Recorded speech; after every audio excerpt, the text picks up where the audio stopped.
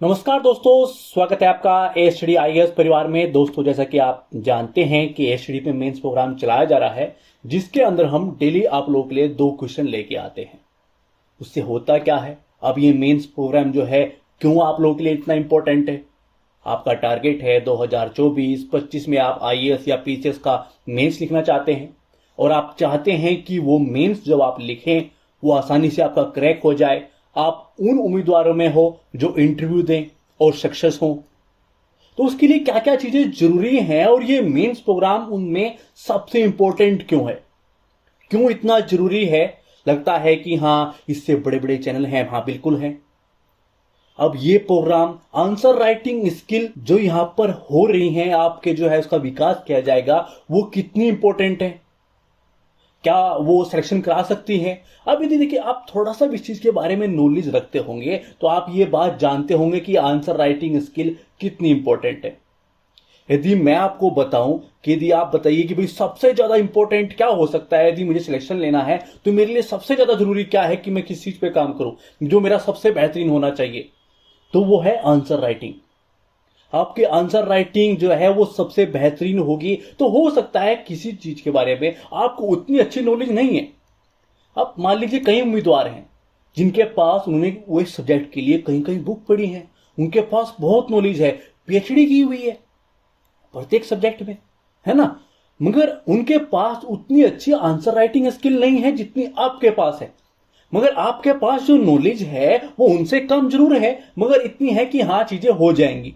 यानी कि आपने सटीक तरीके से अच्छी चीजें पढ़ी हुई हैं, सब्जेक्ट को उस हिसाब से पढ़ा हुआ है कि हाँ, मुझे एग्जाम क्रैक करना है, ना कि पीएचडी करनी है ना। तो वो आपके लिए इंपॉर्टेंट है। भाई आप आए हो, आपको लगता है कि हाँ, मुझे आईएएस बनना है या मुझे पीसीएस बनना है, तो मेरे लिए क्या इंपॉर्टेंट है, एग्जाम को कैसे क्रैक करूं, उसको मैं कैसे क्रैक कर सकता हूं कि मेरे से पहले भी लोग लगे हुए हैं, मुझसे बाद में भी लगेंगे और मेरे साथ भी लगे हुए हैं, है ना। उन लाखों लोगों में से मेरा ही सिलेक्शन क्यों हो, क्वेश्चन तो उठना चाहिए।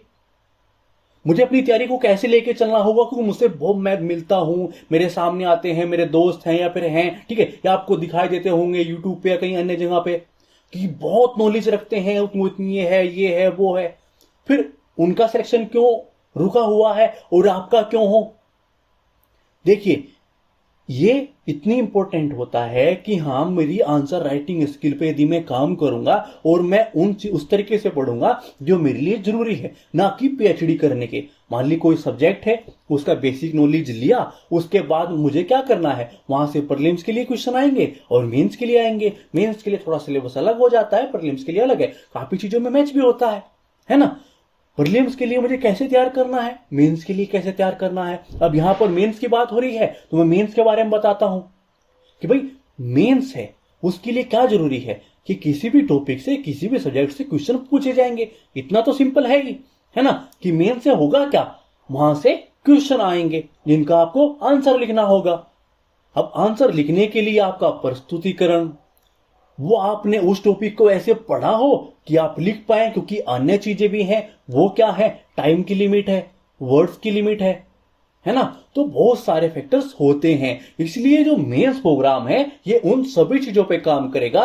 ये आपके सब्जेक्ट भी तैयार कराएगा, उसको टाइम के अंदर कैसे लिखें ये भी तैयार कराएगा। एक अच्छा आंसर लिखने के लिए क्या होना चाहिए, भाई हम जो है उस तरह से मेरा प्रस्तुतिकरण हो, उस तरह से मेरा पढ़वा हो, है ना, मैं जो है ऐसी चीजों का यूज करूं जिससे मेरा आंसर बहुत अच्छा दिखे और मुझे अच्छे मार्क्स मिले, जिससे मेरा अच्छा सिलेक्शन हो, अच्छी रैंक प्राप्त हो।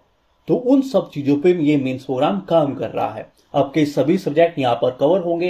यदि आप आईएएस की तैयारी कर रहे हैं तो चारों जीएस पेपर के सभी सब्जेक्ट, और यदि आप पीसीएस की तैयारी कर रहे हैं तो जैसे कि हिस्ट्री, पॉलिटी, इकोनॉमिक्स है, ऐसे हम सभी सब्जेक्टों को कवर करते चलेंगे। क्वेश्चन को देखते हैं, उनको समझते हैं, उनकी जो है फिर मुख्य भाग पे जाते हैं, प्रश्न देखते हैं, निष्कर्ष कैसे लिख सकते हैं, हमारा प्रस्तुतिकरण कैसे हो सकता है, वो सब चीजें यहां पर देखी जाती है ना, और सब्जेक्ट को भी तैयार किया जाता है। तो आइए शुरुआत करते हैं कि कौन से क्वेश्चन हैं जो आपके लिए इंपॉर्टेंट है। भारत में कृषि विकास के लिए भूमि सुधार कैसे महत्वपूर्ण है, इसके बारे में हमें पता करना है ना, और चर्चा करें तथा देश में जो है भूमि सुधार की सफलता का समालोचनात्मक विश्लेषण हमें करना है। यानी कि वो कहां तक सफल रही थी इसके बारे में बात करना है। जो भूमि सुधार किए गए वो कहां तक सफल रहे और कहां तक उनकी जो है सीमाएं के बारे में बात करेंगे, यानी कि वो उपलब्धि उनको प्राप्त नहीं हो पाई, जो हमारे सामने क्या क्या चुनौतियां रही, क्या क्या चीजें हैं, उनके बारे में बात करेंगे। क्वेश्चन को अच्छे से समझेंगे। ठीक है, इकोनॉमिक्स से क्वेश्चन है, हमें देखना है, क्योंकि जैसे कि मैंने आपको भी बताया कि हम सभी सब्जेक्टों को कवर करते हैं, फिर वो इकोनॉमिक्स हो, हिस्ट्री हो, पॉलिटी हो, है ना, मेंस के अंदर कोई भी सब्जेक्ट हो, वो सभी को यहां पर पूरा किया जाएगा। अगला क्वेश्चन है कि स्वतंत्र भारत में जो है औद्योगिक नीति के विकास पर चर्चा करते हुए इन नीतियों की जो है सफलता का मूल्यांकन कीजिए। इस पे चर्चा करेंगे, क्वेश्चन पे विस्तार से जो है वो चर्चा करेंगे। मैं आपको बता दूं कि कुछ टाइम में जो है वीडियोस नहीं आई, टेक्निकल प्रॉब्लम थी, उसके लिए हमें माफ कर दीजिएगा, सॉरी है उस चीज के लिए। ठीक है, अब जो है वीडियो जो आनी स्टार्ट हो जाएंगी, आपको वीडियो जो है मिलनी स्टार्ट हो जाएंगी। आइए बढ़ते हैं। देखिए क्वेश्चन, जैसा कि मैंने आपको बताया था कि भारत में कृषि विकास के लिए भूमि सुधार कैसे महत्वपूर्ण है। ठीक है, इसके बारे में हमें बात करनी है। पहले हम क्वेश्चन को समझ लेते हैं, क्योंकि क्वेश्चन यदि हमने समझ लिया यानी कि हमें 50% काम को खत्म कर लिया, है ना।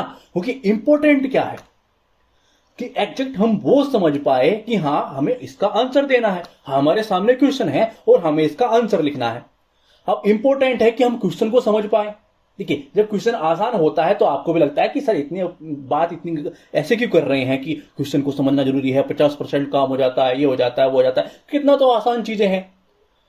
अब हर क्वेश्चन आसान नहीं होता है ना, तो इसलिए हर चीज बतानी इंपॉर्टेंट है कि हाँ क्या चीज हमें देखना चाहिए।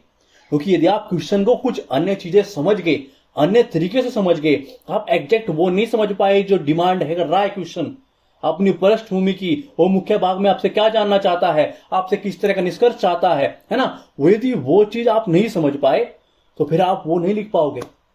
आपने जो समझा आप वो लिखोगे, जो कि आंसर उसका एग्जैक्ट है ही नहीं, तो फिर आपको अंक भी वैसे ही प्राप्त होंगे जो आपको अच्छे नहीं लगेंगे, क्योंकि आपका दिया हुआ आंसर उनको अच्छा नहीं लगा। स्पष्ट बात है। तो इसलिए हमें क्वेश्चन को समझना बहुत जरूरी है कि वो हमसे क्या डिमांड कर रहा है। तो आइए क्वेश्चन को समझते हैं। भारत में कृषि विकास के लिए जो है भूमि सुधार कैसे महत्वपूर्ण है ना। बात किसकी हो रही है? कृषि विकास की। कहां पर? भारत में। और हमसे पूछा क्या गया है कि भूमि सुधार जो है वो कैसे महत्वपूर्ण है, यानी कि पूर्णतः किस चीज पर डिपेंड हो गया?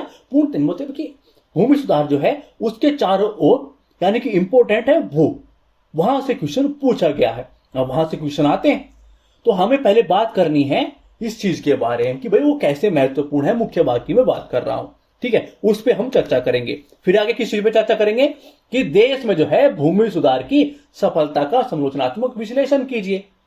आप आलोचनात्मक विश्लेषण कीजिए, समालोचनात्मक मूल्यांकन कीजिए, ये सब चीजें क्या है, यहां से पता चलता है कि हमें करना क्या है। बात किसकी की जा रही है? भूमि सुधार की और उसकी सफलता के बारे में। अब बोल दिया क्या क्या है कि समालोचनात्मक विश्लेषण कीजिए, यानी कि कुछ हिस्से वो पॉइंट बता दीजिए हमसे जहां उसने प्राप्त की है, वो सफलता उसको मिली है ना। और वो कुछ पॉइंट भी बताइए जहां तक वो पहुंच नहीं पाई है, उसके सामने जो चुनौतियां आई हैं या फिर उसकी सीमाएं रही, उतनी सफलता नहीं प्राप्त हो पाई, कहां पर प्रॉब्लम्स हैं, वो उसका दूसरा हिस्सा भी हमें बता दीजिए। जो दोनों चीजें जुड़ी हुई हैं, इस क्वेश्चन में जुड़ गई हैं, वो आपस में अलग करके हमें दिखा दीजिए, हमसे बता दीजिए कि वो पॉइंट क्या क्या होंगे, है ना। और फिर हम निष्कर्ष पे जाएंगे।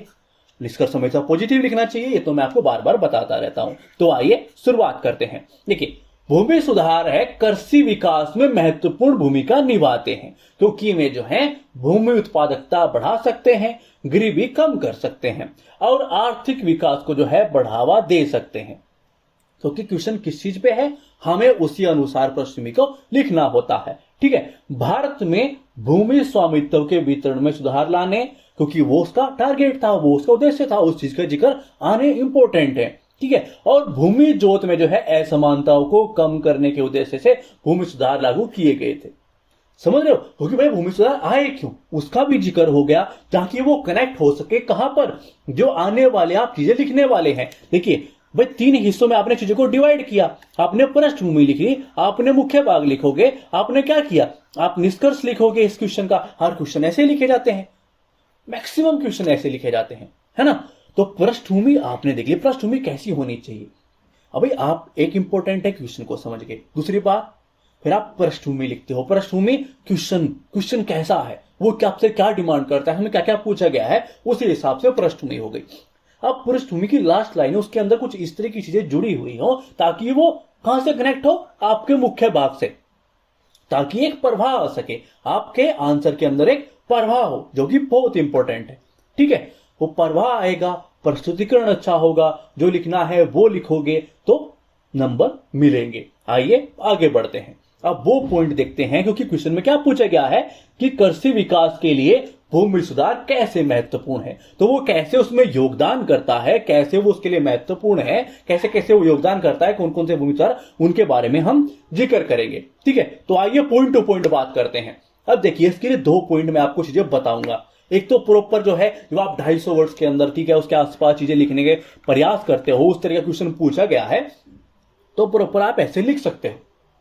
मगर ऐसा होता है कि जब आप पीसीएस के अंदर मान लीजिए, या फिर आईएएस के अंदर 150 में क्वेश्चन पूछा गया है, या पीसीएस में 100 में, 125 में, है ना, 200 में, मतलब कम वर्ड के अंदर क्वेश्चन आ जाता है, तो हम क्या करें।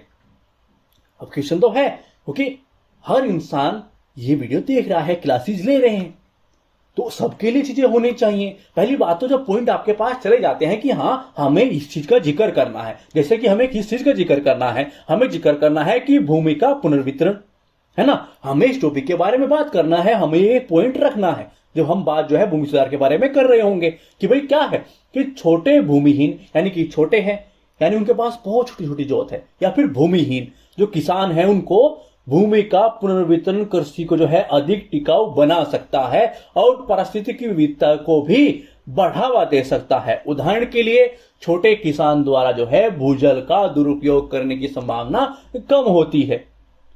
समझ गए। अब ये बात आ गई, ये चीज होती है कि प्रॉपर चीजें के बारे में बताया, प्रॉपर जो है आपके सामने चीजें जाएंगी एग्जामिनर के सामने, वहां पर हेडिंग टू हेडिंग चीजें लिखी हुई हैं, है ना, उसको देखते ही पता चल जाएगा कि कैसे कैसे किन किन पॉइंटों में बात की हुई है। अब ये क्योंकि 250 के आसपास की चीजें हैं, अब यदि आती हैं 100 के आसपास की चीजें, तो क्या वहां पर भी चीजें होंगी, वहां पर चीजें आप जो है बात कर सकते हो। मान ली 100 के आसपास आ गई, आप इसका यूज कीजिए कि भूमि का पुनर्वितरण, और प्रॉपर एक लाइन, बस वन लाइनर चीजें, ठीक है, टेंशन नहीं लेना। यहां पर हजारों क्वेश्चन, सभी सब्जेक्ट पूरे होंगे, तो वो वन लाइनर बनाते कैसे हैं, कैसे चीजों को बताएंगे एक पॉइंट को, वो भी हम आपको बताएंगे। क्वेश्चंस कुछ ऐसे भी लेके आएंगे जो वन लाइनर में चीजें खत्म हो जाए, उनको बनाना भी सिखाएंगे। ठीक है, आइए अगला पॉइंट देखते हैं कि हम अगले पॉइंट क्या क्या दे सकते हैं। भूमि हदबंदी सुधार की बात कर सकते हैं कि विशेषज्ञ के अनुसार जो है, ठीक है, अब ये विशेषज्ञों के अनुसार ऐसे है, वैसे है, ऐसा होना चाहिए। अब क्योंकि वर्ड जो है 250 लिखने हैं, है ना, तो उसी हिसाब से चीजें प्रेजेंट की जाती हैं, समझ रहे हो।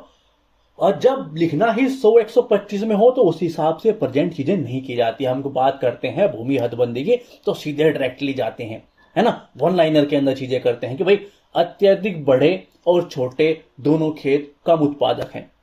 हम इस चीज के बारे में भी बात नहीं करते, हम बात करते हैं भूमि की जो है सीमा तक उत्पादक अत्यधिक बड़े खेतों को कहीं अधिक उत्पादक छोटे खेतों में बांटकर उत्पादकता बढ़ाती है। यानी कि हम जब बात करते हैं कि भाई छोटे छोटे खेत होते हैं, उनमें प्रॉब्लम्स क्रिएट होती हैं, इसलिए जो है क्या किया जा, सामूहिक खेती, इन तरह की चीजों के बारे में बात करते हैं। तो फिर हम इस चीज के बारे में बात करते हैं कि काफी बड़े जोत हो जाते हैं, तो वो भी प्रॉब्लम्स ही होती है, उसको जो है कुछ छोटे जोत के अंदर डिवाइड किया जाता है। नहीं तो बहुत ज्यादा बड़े जोत वो भी ठीक नहीं है, और बहुत कम छोटे जोत भी ठीक नहीं है ना। तो उस चीज के बारे में यहाँ पर पॉइंट रखा जा रहा है, नॉर्मल सा पॉइंट था। ये याद रखते हैं कि भाई हाँ, भूमि का पुनर्वितरण की बात हो रही है, भूमि की हदबंदी सुधार की बात हो रही है ना, मध्यस्थ व बिचौलियों को हटाना है। ये दिमाग में रहेंगे ना तो आसान हो जाती हैं चीजें कि भाई क्या लिखना है, कैसी चीजों को प्रस्तुत करना है ना, बहुत आसान हो जाती है। भाई हम बात भूमि सुधार की करेंगे तो इन पॉइंटों का जिक्र करेंगे, और जब हम ये चीजें सीख जाते हैं तो चीजें बहुत आसान हो जाती है ना।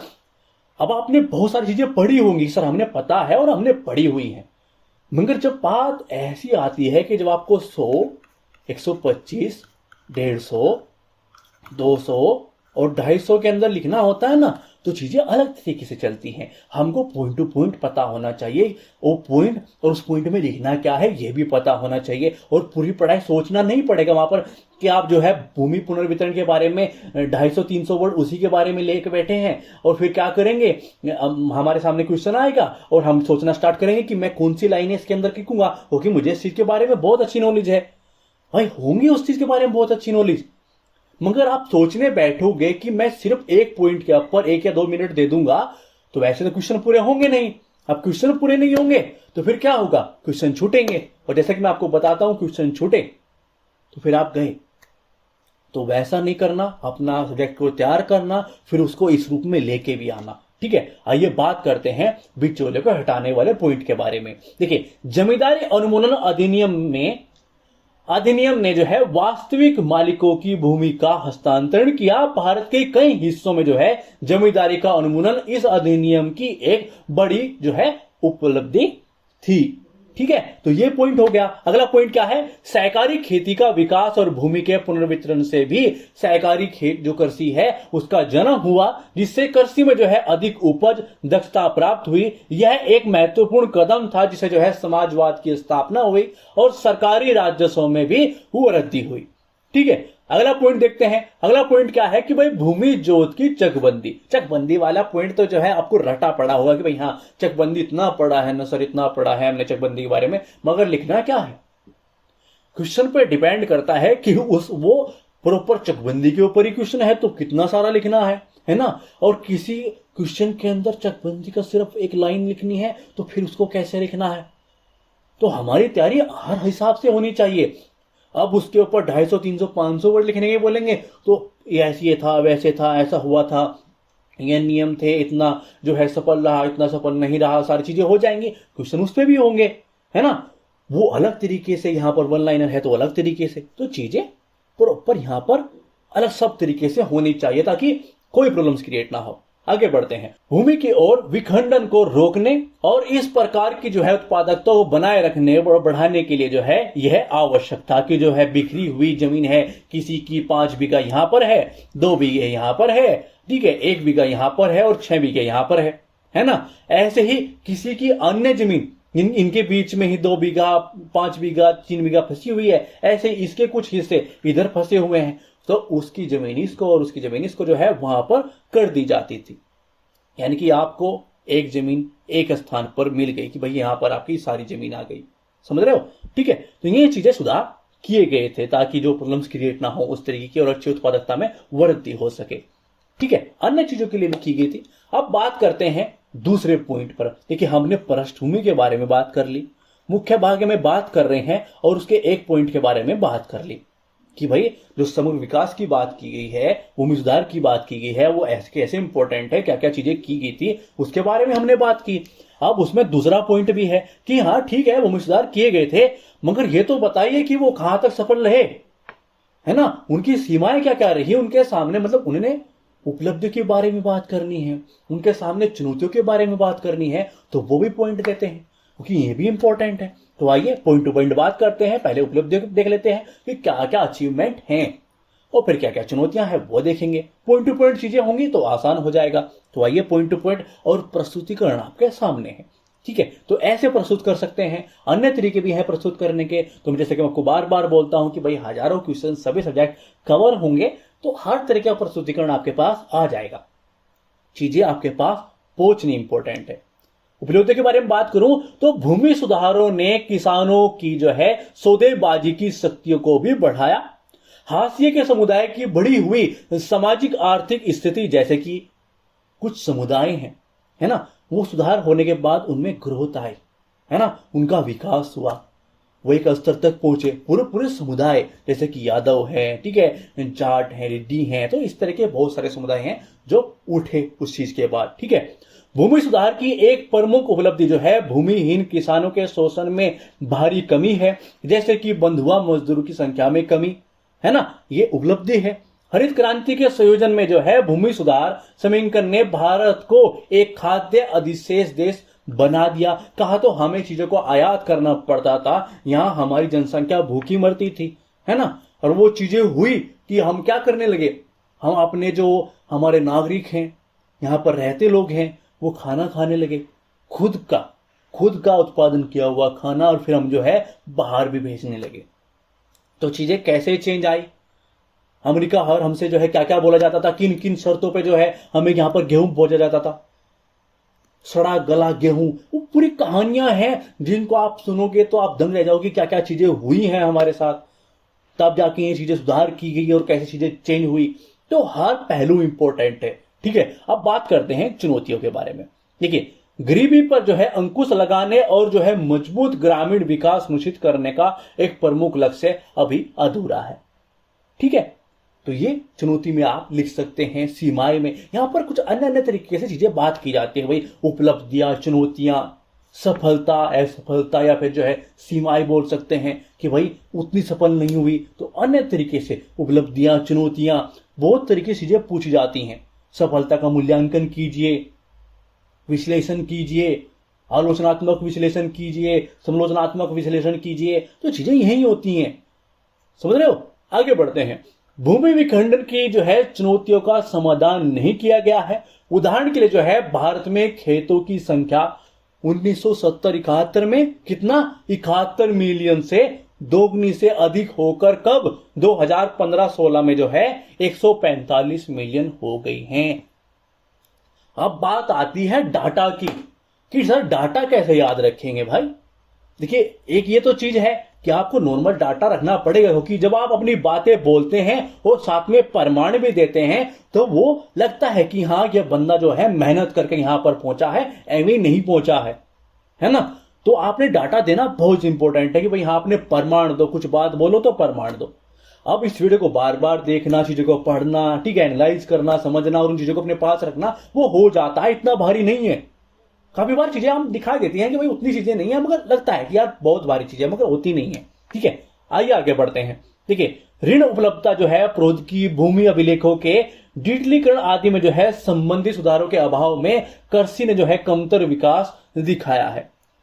अगला पॉइंट है कि भूमि सुधारों के परिणाम स्वरूप जो है बढ़े हुए राजनीतिक संरक्षण ने जो है एमएसपी और ऋण माफी आदि जैसी जो है लोक लुभावन नीतियों को जन्म दिया। तो ये सारी क्या है, प्रॉब्लम्स हैं कि भाई चीजों पे हम काम नहीं कर पाए, या फिर वहां पर चीजें जहां पर पहुंचनी थी वहां पर नहीं पहुंच पाए, या फिर किस तरह की चीजें हो गई, वो सब बातें हमने यहां पर बताई। क्योंकि मुख्य भाग का दूसरा पहलू हमें यही बता रहा था कि भाई इसका मूल्यांकन कीजिए, इसका विश्लेषण कीजिए, समालोचनात्मक विश्लेषण कीजिए, मूल्यांकन कीजिए, है ना। वो सब चीजें हमसे जानना चाहता कि सफलता कहां तक रही, चुनौतियां क्या क्या आई, सीमाएं कहां तक रही, तो उसी के बारे में बात कर रहा था, तो हमने बता दिए। अब बात करते हैं निष्कर्ष की। हालांकि भूमि सुधारों को जो है सफलता का उचित हिस्सा मिला है, फिर भी वे एक अधूरा एजेंडा बना हुआ है और भूमि प्रबंधन, विनियमन और अधिग्रहण की दिशा में जो है वैज्ञानिक दृष्टिकोण लाने की आवश्यकता है। ठीक है, आइए अब दूसरे क्वेश्चन की ओर बढ़ते हैं। दूसरा क्वेश्चन क्या है कि स्वतंत्र भारत में जो है औद्योगिक नीति के विकास पर हमें चर्चा करनी है कि वो कैसे कैसे चीजें, इसके बारे में बात करनी है, वो कौन से पॉइंट उस चीज के अंदर हम दे सकते हैं, उस पर बात करनी है, किसकी, औद्योगिक नीति के विकास पर, है ना, उसके बारे में हमें बात करनी है। शुरुआत औद्योगिक नीति से कर देंगे, कहां पर, पृष्ठभूमि के अंदर, फिर उसके विकास चीजें उसके बारे में, फिर वहां पर जो मुख्य भाग का फर्स्ट पार्ट हो जाएगा। क्वेश्चन में आगे हमसे क्या जानना चाहता है कि इन नीतियों की जो है सफलता का मूल्यांकन कीजिए, सेम चीजें वो हमसे फिर वही चीजें जानना चाहता है कि भाई कहां तक सफल रही, क्या क्या चीजें आई, उनकी सीमाएं क्या रही, प्रॉब्लम्स क्या है। एक पार्ट पक्ष और विपक्ष दोनों चीजें हमसे जानना चाहता है, तो फिर बताएंगे। क्वेश्चन इस तरह के आते हैं, तो हमें हर क्वेश्चन की प्रैक्टिस करनी है। तो आइए शुरुआत करते हैं। औद्योगिक नीति विनिर्माण क्षेत्र की प्रगति का मूल्यांकन करने के लिए सरकार द्वारा जो है निर्धारित मानकों और उपायों का समूह है, जो अतः जो है देश की आर्थिक वृद्धि और विकास को बढ़ाता है और सरकार की विभिन्न फर्मों और प्रतिस्पर्धात्मक जो है और क्षमताओं को प्रोत्साहित करने और उनमें सुधार करने के लिए उपाय करती है। क्या वो औद्योगिक नीति के बारे में बात कर रहा है। अब विकास के बारे में बात करते हैं। औद्योगिक नीति के विकास के हम कौन कौन से पॉइंट इस्तेमाल कर सकते हैं। औद्योगिक नीति इस चीज के बारे में, विकास के बारे में, उद्योगों के बारे में बहुत सारा पढ़ा होगा, मगर क्वेश्चन अलग अलग तरीके से अलग अलग डिमांड करता हुआ आता है, तो उस चीज के बारे में हमें पता होना चाहिए। इसलिए मैं बोलता हूं कि ये मेंस प्रोग्राम बहुत इंपॉर्टेंट है। क्यों? क्योंकि हम सब्जेक्ट को उस नजरिए से पढ़ रहे हैं कि क्वेश्चन कैसे भी आए, हमें जो है पॉइंट को कैसे निकालना होता है, और वो पॉइंट आ भी रहे हैं आपके पास। जब वीडियो को बार बार देखोगे तो ये पॉइंट याद हो जाएंगे और पता होगा कि क्वेश्चन यहीं पर ही इधर उधर करके आएंगे, तो आपको पता होगा कि किसमें क्या लिखना है, पृष्ठभूमि को कैसे लिखना है, प्रस्तुतिकरण कैसे देना है, प्रवाह कैसे देना है और कौन से में कौन से पॉइंट देने हैं। वो पॉइंट होंगे तो टाइम बचेगा, अच्छे से प्रस्तुत कर पाओगे और फिर मार्क्स अच्छे आएंगे। तो आइए औद्योगिक नीति विकास के बारे में बात करते हैं। देखिए 1948 के औद्योगिक नीति पर जो है प्रस्ताव में राज्य की बड़ी भूमिका के साथ मिश्रित अर्थव्यवस्था की वकालत की गई। ठीक है, यानी कि शुरुआत हमने कर दी 1948 में, भाई ऐसी सी चीजें। ठीक है, उद्योग अधिनियम 1951 ने जो है लाइसेंस राज के माध्यम से निजी उद्यमों के अति विनियमन पर जोर दिया और जो है इसी तरह से जो है औद्योगिक नीति प्रस्ताव 1956 में जो है सार्वजनिक क्षेत्र की इकाइयों के प्रभुत्व को सुनिश्चित किया। समझ रहे हो, आगे बढ़ते हैं। 1991 में जो है आर्थिक सुधारों ने जो है लाइसेंस की जटिल व्यवस्था को समाप्त कर दिया और भारतीय अर्थव्यवस्था को जो है उदार बनाया। हमने चीजों के बारे में लगातार बढ़ रहे हैं आगे, 1948, 1951, 56, 1991 है ना, चीजों के बारे में आगे बढ़ रहे हैं। अब आप बोलेंगे कि सर इसके बारे में तो बहुत विस्तृत है। अब क्योंकि विस्तृत चीजें नहीं लिख सी जा सकती है, क्योंकि बंदा पूछेगा 100 से लेके 250 तक, तो अपने वर्ड्स को कैसे प्रस्तुत करना है ये आपको इसलिए यही तो चैलेंज है। भाई बुक पढ़ना उतना चैलेंज नहीं है, उसके बाद ही चीजें स्टार्ट होती हैं। आईएएस पीसीएस की तैयारी जो है बेसिक कवर करने के बाद, सिलेबस कवर करने के बाद ही स्टार्ट होती है। उसी को बोलते हैं रियल में हम वो फेस करते हैं जो वाकई हमें करना होता है। प्रीलिम्स में, मेंस में, है ना, मेंस में हमें किसी पर्टिकुलर एक आंसर पूरे जो है पूरा टॉपिक को कवर करता हुआ एक क्वेश्चन पूछ लेगा 250 वर्ड में, 150 वर्ड में, और फिर वहां पर हर पॉइंट के बारे में बात होगी। औद्योगिक नीति विकास के बारे में बात करोगे तो पूरा जो है निबंध लिखा जा सकता है, पूरा ऐसे। और यहां पर 250 के अंदर अंदर चीजें समेटनी है, तो चीजें क्या लिखना है, कैसे लिखना है, चीजें पता होनी चाहिए। ठीक है, देश में निजी क्षेत्र के विकास के साथ सार्वजनिक क्षेत्र के उपक्रमों का प्रभुत्व कम होता गया। ठीक है, आगे बढ़ते हैं। संतुलित क्षेत्रीय विकास पर जो है अधिक जोर देने के लिए अब बड़े एकीकृत संयंत्रों से हटकर जो है विकेंद्रीकरण औद्योगिक इकाइयों पर ध्यान केंद्रित किया गया है। तो अपने पॉइंटों के बारे में हम जो है बता रहे हैं कि भाई हाँ इस तरह की चीजें थी और फिर ये चीजों पे हमने काम किया। अब आप देख रहे होंगे भाई कितना सुधार आ रहा है, क्योंकि औद्योगिक सिस्टम के अंदर यहाँ पर व्यापार करना, चीजें करना, हमारे नियम, हम काम कर रहे हैं। वन विंडो में भी काम हुआ जा रहा है, लाल फीताशाही जो है उसको भी कम किया जा रहा है ना। तो बहुत सारी चीजें अब हो रही हैं, यहाँ पर जो है उद्योगों के लिए चीजें पनप रही हैं, विकास हो रहा है, चीजें आस्ते आस्ते आस्ते चेंजेस हो रहे हैं। मगर जब हम बात करते हैं तो हमारा माइंडसेट ऐसा होना चाहिए कि जब हमसे पूछी जाए भाई औद्योगिक नीति विकास के बारे में बात कीजिए और वो भी बहुत संक्षेप वर्ड्स के अंदर पॉइंट टू पॉइंट, तो हम कर देंगे। हमसे पूछा जाए कि भाई विकास चीजें हो रही हैं, अच्छे पॉइंट दो, तो हम अच्छे पॉइंट देते हैं। और जब हमसे बोला जाए कि भाई सीमाएं, चुनौतियां, है ना, इस तरह की चीजें हमारे इसके बारे में बताइए, तो फिर हमें वो भी बतानी आनी चाहिए। संतुलन होना चाहिए हमारी पढ़ाई में कि एक और ना झुके हुए कि भाई कोई प्रॉब्लम नहीं है, अब ऐसा नहीं है। उसको ऐसे बताओ कि प्रॉब्लम, ये प्रॉब्लम है, ये देखिए, ये देखिए, है ना, उसको लगे कि यार क्या बंदा है, एक तरफ ये चीजें बताता है और प्रस्तुतिकरण अच्छा है, प्रवाह अच्छा है, हर चीजें संतुलित तरीके से बता रहा है। ठीक है, अब बढ़ते हैं मुख्य भाग के दूसरे पॉइंट की ओर। वो क्या है, औद्योगिक नीति के विकास का हम मूल्यांकन करेंगे, उसकी सफलताएं देखेंगे और उसकी सीमाएं देखेंगे। तो आइए पॉइंट टू पॉइंट बात करते हैं। आईपीआर जो है 1948 में औद्योगिक विकास की गति को जो है वो तेज किया। ठीक है, 1991 में जो है नीति ने लाइसेंस राज को समाप्त कर दिया और अर्थव्यवस्था को उदार किया। 1991 में कितने बड़ी जो है सर, कितना बड़ा चेंजेस आए थे, वो पूरा अपने आप में एक चैप्टर है। और वहां आप जो है कुछ लाइनों के अंदर उसको खत्म करते हो, कुछ लाइन जो है उस पूरे चैप्टर से रख के अपने एक आंसर के अंदर प्रस्तुत करते हो, तो वो अलग चीज होती है, वो अलग चीज है ना। तो उसके बारे में प्रॉपर क्वेश्चन भी आते हैं और ऐसे क्वेश्चन के अंदर उसका इस्तेमाल भी किया जाता है। तो हमें तो सब चीजें तरीके आने चाहिए। आगे बढ़ते हैं। 1991 के सुधारों ने जो है 6.3% के उच्च विकास पद को जो है जन्म दिया, जिससे सरकार को सामाजिक क्षेत्र के व्यय में वृद्धि के माध्यम से गरीबी को कम करने में मदद मिली। ठीक है। पूंजी उद्योगों और भारी उद्योगों के जो है प्रारंभिक जोर ने एक उचित रूप से सुदृढ़ आधारभूत संरचना आधार तैयार करने में मदद की, जैसे कि जो है राउरकेला है, स्टील प्लांट है ना, भिलाई पावर प्लांट है। तो इस तरह के अपनी कुछ बात रखते हुए जब इस तरह के कुछ पॉइंट हम दें तो उसका कुछ एग्जाम्पल दे दें, ताकि आपकी बात में दम दिखे, है ना, एक वजन हो, वो प्रमाण सा नजर आए और आपके चीजों को अच्छा माना जाए, है ना। अब बात करते हैं सीमाओं की। युवाओं के लिए जो है रोजगार के अवसरों की कमी के कारण हमारी अर्थव्यवस्था में बेरोजगारी बढ़ रही है। अभी सफलताओं के बारे में बात की तो सारी अच्छी अच्छी, आप जो किसके बारे में बात कर रही हैं, सीमाओं के बारे में, कि भैया हाँ ये प्रॉब्लम्स हैं जो अभी भी दिखाई दे रही हैं, है ना। चीन के विपरीत जो है, जहां ग्रामीण उद्यमिता वर्षों से जो है सबसे बड़ा विकास चालक था, ग्रामीण उत्पादकता में जो है कम वृद्धि ने औद्योगिक क्षेत्र को त्रस्त कर दिया है। ठीक है। क्षेत्रों में जो है निवेश के चुनिंदा अंतर्वाह के कारण जो है औद्योगिक पैटर्न में भी जो है विकृतियां हैं, जैसे कि खाद्य प्रसंस्करण जो है ना, वो खाद्य प्रसंस्करण अपने आप में चैप्टर है ना, अपने आप में बहुत बड़ा टॉपिक है, उसका हम सिर्फ वर्ड यूज कर रहे हैं, है ना। कृषि संबंधित उद्योगों में कम निवेश हो रहा है, यानी कि अपना एक पॉइंट रखा कि भाई हाँ हम इस चीज के बारे में ऐसा समझते हैं और उसके एग्जाम्पल ऐसे ऐसे हैं, है ना। प्रतिबंधात्मक जो है कानून और गुणवत्तापूर्ण श्रम जो है औद्योगिक बुनियादी ढांचे की कमी जो है उद्योगों के सामने बड़ी बाधाएं हैं, तो ये इसकी सीमाएं हैं। अब बात करते हैं उसकी, जब लास्ट में चीजें आती हैं। देखिए, ज्ञान अर्थव्यवस्था के युग में एक नई औद्योगिक नीति अपनाने की आवश्यकता है, जो कि समावेशित स्थिरता और रोजगार की उभरती चुनौतियों का सामना कर सके। ठीक है, तो इसके बारे में हम चीजें क्या देख रहे हैं भाई, निष्कर्ष हम ऐसा लिख सकते हैं, पॉजिटिव चीजें के बारे में बताते हुए, आगे की राह बताते हुए, है ना।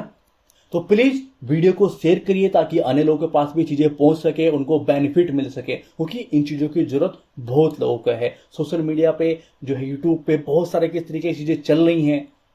एक तरीके का क्या चल रहा है कि भाई हम जाते हैं और क्या करते हैं, किस तरह की चीजें 10-12 मिनट और 5-10 मिनट की इस तरह की वीडियोस देखते हैं जो शायद हमारे लिए इंपॉर्टेंट होती नहीं है ना। उसमें छोटी मोटी चीजें होती हैं जो नॉलेज की होती हैं, उनमें भी चीजें नहीं पूछी जाती हैं। तो प्लीज अपने एग्जाम पे फोकस कीजिए, एग्जाम निकालना है तो जो उसके लिए जरूरी है उस पर फोकस कीजिए। थैंक्स फॉर वॉचिंग, धन्यवाद।